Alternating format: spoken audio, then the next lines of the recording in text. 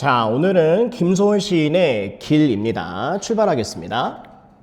어제도 하룻밤 나그네 집에 까마귀 까왁까왁 울며 새었소. 자, 하룻밤 울며 새었소 라고 하는 표현을 보니까 화자의 상황을 알 수 있습니다. 슬픔으로 인해서 잠을 이루지 못하는 상황이네요.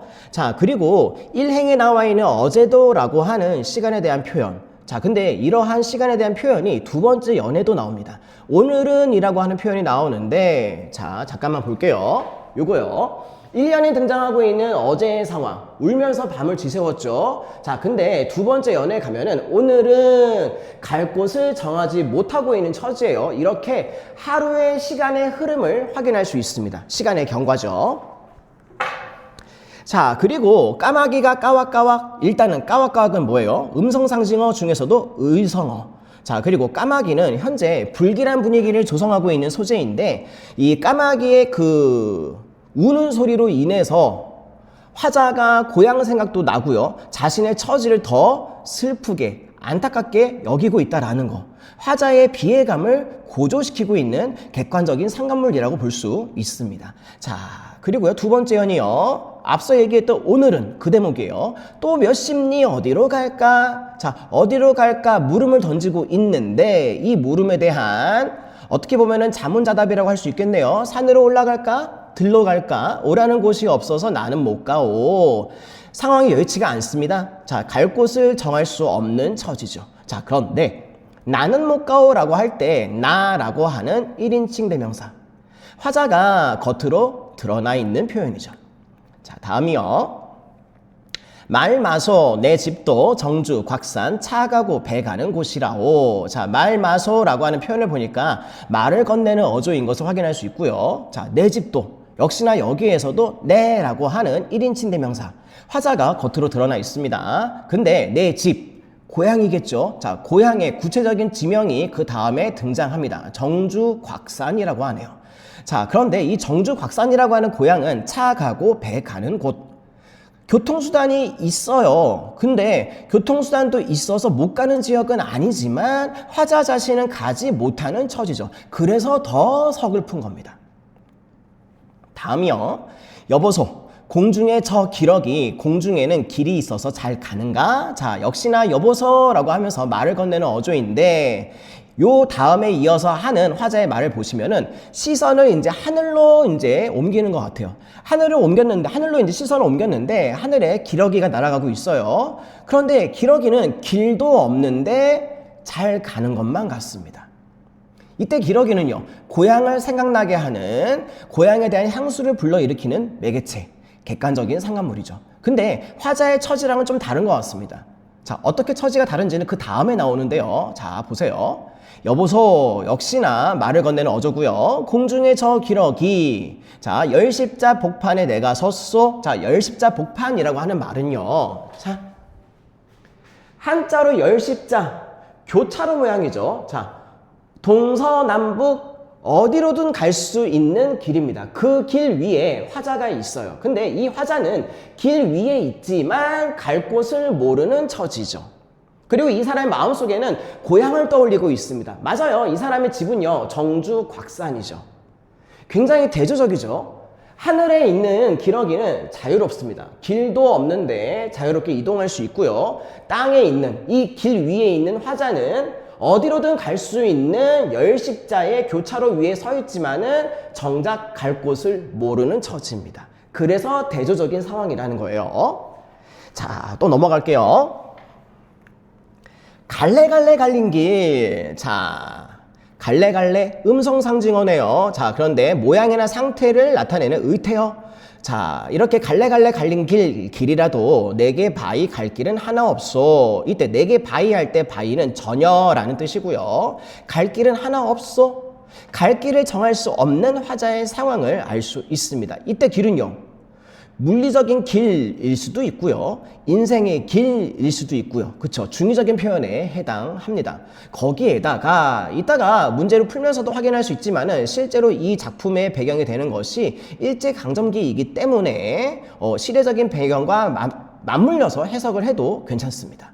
자, 정리해 보겠습니다. 주제는 나그네, 즉 유랑민의 비애라고 볼 수 있고요. 방금 말씀드린 것처럼 일제강점기라고 하는 시대 배경에는 같이 연결을 시키면은 식민지 지식인의 비애라고 볼 수도 있습니다. 자, 자유시이고요. 서정시입니다. 선생님, 지금 슬픔의 감정인데 서정적이다라고 하는 말이 가능할까요? 자, 화자의 감정을 위주로 표현을 했으면 서정시가 맞아요. 기쁜 감정 혹은 설레는 감정뿐만이 아니라 슬픈 감정도 우리 인물의 감정이기 때문에 서정시로 분류할 수 있습니다. 자, 그 다음에 김소월의 이 작품도 역시나 사문보 형태가 눈에 보입니다. 민요시라고 볼 수 있고요. 자, 성격 슬플 애자를 써서 애상적이고요. 자, 고향에 대한 얘기 나오죠. 향토적이고요. 자, 앞서 얘기했던 것처럼 김소월 시의 특징 중에 하나인데 사문보가 눈에 보입니다. 어제도 끊고 하룻밤 끊고 나그네 집에 이렇게 사문보. 그 다음에 글자수 음수율이 7~5조. 근데 딱딱딱 7글자 5글자 딱딱 떨어지지는 않아요. 약간씩 다른 곳도 있어요. 그래서 7~5조의 변조라고 얘기합니다. 자, 그리고 아까 설명했던 것처럼 기러기의 상황과 화자의 상황이 굉장히 대조적이죠. 자, 그 다음에 5번. 자, 시간의 흐름에 따른 전개요. 어제에서부터 오늘까지. 그리고 6번째, 시선의 이동도 있습니다. 하늘로 올려다보는 부분이 있었잖아요. 하늘에 있는 기러기를 바라봤던 부분이 하늘을 바라보는 상황. 그랬다가 하늘의 기러기를 봤다가 자신의 처지를 다시 보게 되죠. 그리고 이 작품에서는 객관적 상관물이 2개 있었습니다. 바로 까마귀, 기러기. 자, 이렇게 작품 해설을 할 수 있겠고요. 자, 문제 같이 한번 볼게요. 자, 문제입니다.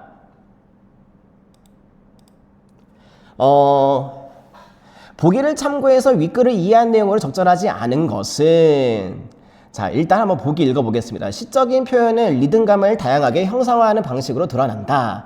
특히 시행의 배치와 연, 구분 등의 요소를 통해서 리듬감을 형성하고 이를 활용해서 시의 주제나 화자의 정서를 표현하면서 시 전체의 형태를 구성하게 된다. 외적인 규율이 전제되어 있는 고전시가와 달리 현대시의 리듬은 반복이나 다양한 변주 등을 통해서 내적인 규범을 창출한다. 이 작품은 그쵸? 김소월의 길을 가리키겠죠. 호흡의 속도와 길이 등을 조절하는 율격을 기반으로 하고 종결 표현을 다양화하는 등의 요소를 통해서 리듬감을 형성하고 있다. 또한 동일한 단어를 중첩하는 방식으로 음성 상징을 사용해서 표현 대상을 감각적으로 형상화하는 방식도 찾아볼 수 있다. 맞아요. 전체적인 시에서 확인할 수 있는 리듬감에 대한 얘기를 보기에서 간추려서 설명하고 있네요. 자, 그런데 적절하지 않은 것 찾기입니다.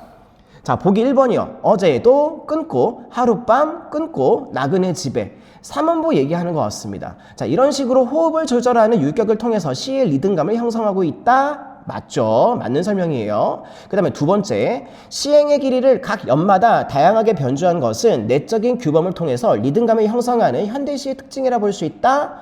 이것도 맞죠. 자, 그 다음에 3번째 선지요.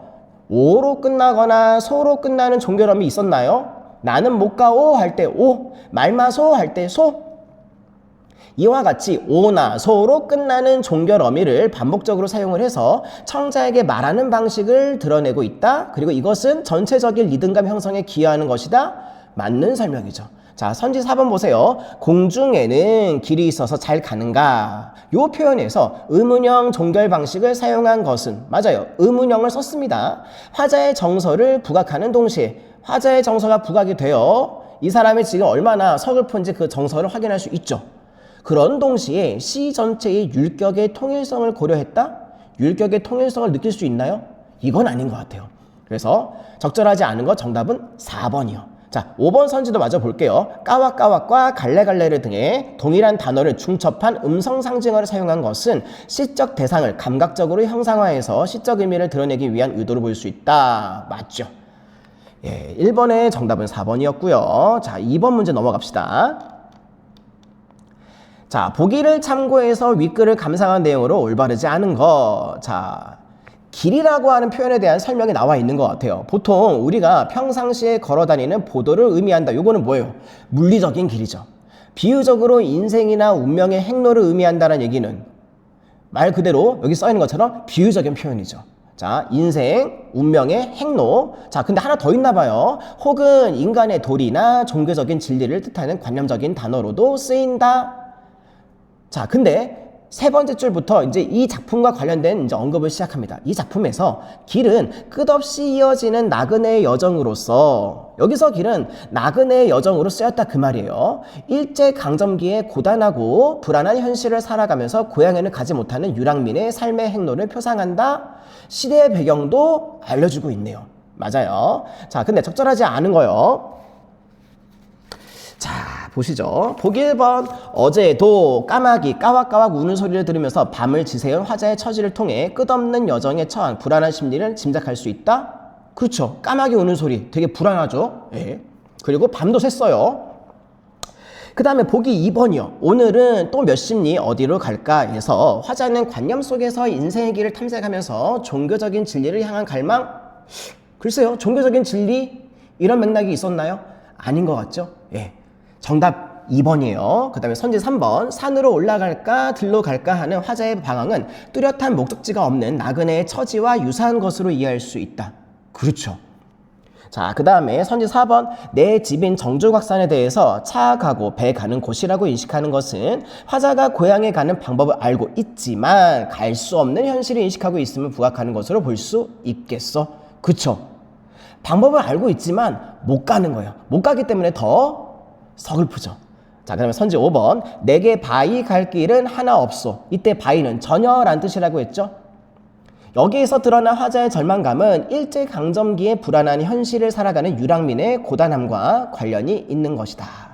맞습니다. 자, 세 번째 문제 한번 볼게요. 자, 세 번째 문제는 빈칸 채우기 문제네요. 자, 이 작품에는 공중에 아무런 길이 없는데도 자유롭게 비상하는 블랭크의 이미지. 자, 빈칸에 뭐가 들어갈까요? 공중에 아무런 길이 없는데 자유롭게 비상하고 있는 친구 기러기. 그 다음에 어디로 가야 할지 모르며, 자, 다시 또 니은 블랭크 한가운데에 서서 방황하는 화자. 화자가 어디 한가운데에 서서 방황하고 있었죠? 열십자. 자, 니은에는 열십자 되겠네요.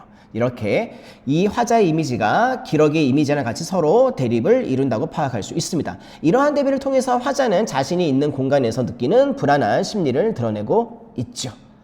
예, 이렇게 확인하시면 될 것 같습니다. 감사합니다.